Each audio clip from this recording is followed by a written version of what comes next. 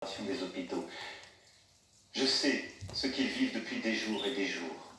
Nous sommes avec eux. Décidé pour cela qu'un hôpital de campagne du service de santé des armées serait déployé dans les jours à venir en Alsace. Les armées apporteront aussi leur concours pour déplacer les malades des régions les plus affectées et ainsi réduire la congestion des hôpitaux de certains territoires. Nous sommes en guerre. Aussi, comme je vous l'ai dit jeudi, pour nous protéger et contenir la dissémination du virus, mais aussi préserver nos systèmes de soins. Nous avons pris ce matin, entre Européens, une décision commune. Dès demain midi, les frontières à l'entrée de l'Union européenne et de l'espace Schengen seront fermées. Concrètement, tous les voyages entre les pays non européens et l'Union européenne seront suspendus pendant 30 jours. Les Françaises et les Français qui sont actuellement à l'étranger et souhaitent rentrer pourront bien entendu rejoindre leur pays. Nous devons prendre cette décision parce que je vous demande ce soir d'importants efforts et que nous devons dans la durée nous protéger. Et je veux dire à tous nos compatriotes qui vivent à l'étranger que là aussi, en bon ordre, ils doivent se rapprocher des ambassades et consulats et que nous organiserons pour celles et ceux qui le souhaitent, et là où c'est nécessaire, leur rapatriement. Vous l'aurez compris, vous le pressentez. Cette crise sanitaire sans précédent aura des conséquences humaines, sociales, économiques majeures. C'est aussi ce défi que nous devons mener. Je vous demande des sacrifices pour ralentir l'épidémie. Jamais ils ne doivent mettre en cause l'aide aux plus fragiles, la pérennité d'une entreprise, les moyens de subsistance des salariés comme des indépendants. Pour les plus précaires, pour les plus démunis, pour les personnes isolées, nous ferons en sorte, avec les grandes associations, avec aussi les collectivités locales et leurs services, qu'ils puissent être nourris, protégés, que les services que nous leur devons soient assurés. Pour la vie économique, pour ce qui concerne la France, aucune entreprise, quelle que soit sa taille, ne sera livrée au risque de faillite. Aucune Française, aucun Français ne sera laissé sans ressources. S'agissant des entreprises, nous mettons en place un dispositif exceptionnel de report de charges fiscales et sociales, de soutien au report d'échéances bancaires et de garantie de l'État à hauteur de 300 milliards d'euros pour tous les prêts bancaires contractés auprès des banques.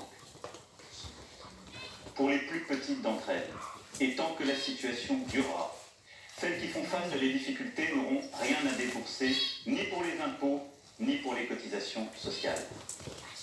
Les factures d'eau, de gaz ou d'électricité, ainsi que les loyers, devront être suspendus.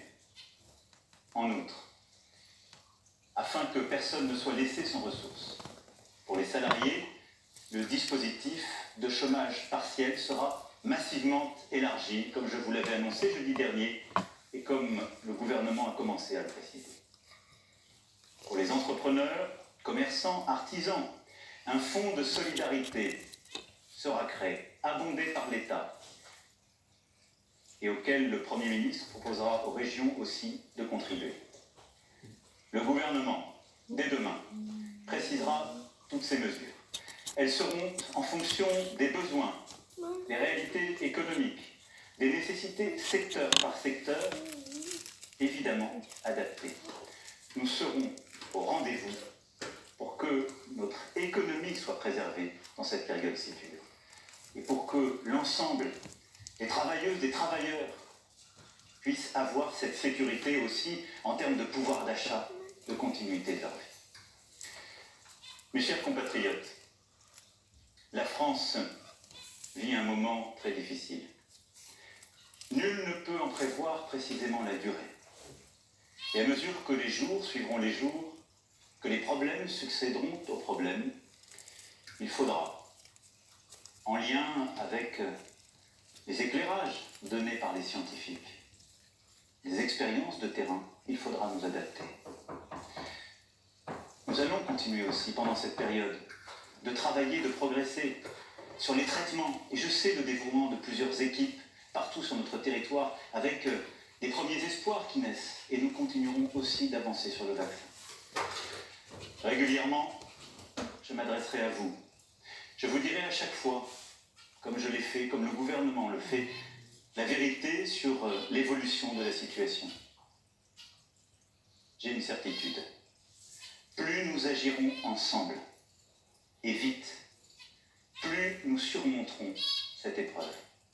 Plus nous agirons en citoyens, plus nous ferons preuve de la même force d'âme, de la même abnégation patriote que démontrent aujourd'hui nos personnels soignants, nos sapeurs-pompiers, l'ensemble des acteurs de la sécurité civile. Plus vite, nous sortirons de cette vie orale. Nous y arriverons, mes chers compatriotes, en étant unis, solidaires.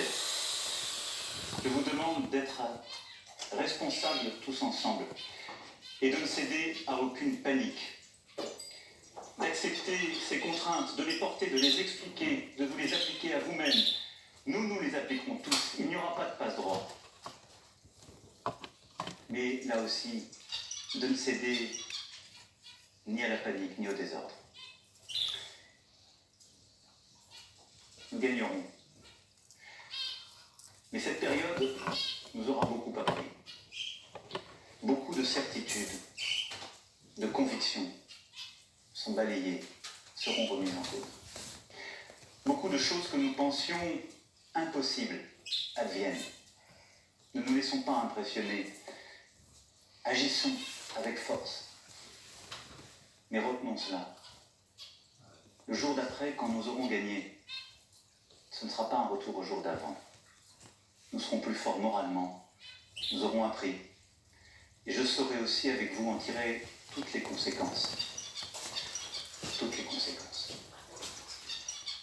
Y sommes-nous, individuellement et collectivement, à la hauteur du moment. Je sais, mes chers compatriotes, pouvoir compter sur vous. Vive la République, vive la France.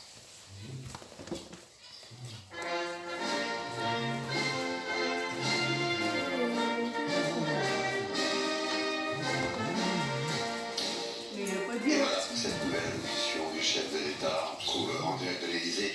Notre journaliste Pauline Buisson, Pauline, sur un ton grave et pédagogique, Emmanuel Macron a donc décidé de renforcer encore davantage les mesures de confinement et l'a dit, nous sommes en guerre.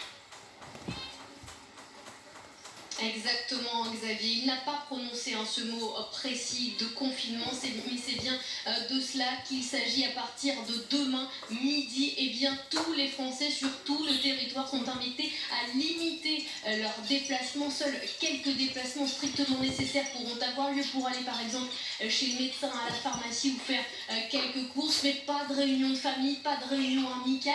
Le sport sera possible, mais pas en groupe. Évidemment, l'idée c'est de provoquer un électrochoc chez les Français, les faire changer de comportement. Ces mesurettes s'appliqueront donc dès demain midi pour une durée de 15 jours minimum. Des contrôles seront également réalisés, même si le chef de l'État ne précise pas précisément pour l'instant s'il y aura des amendes.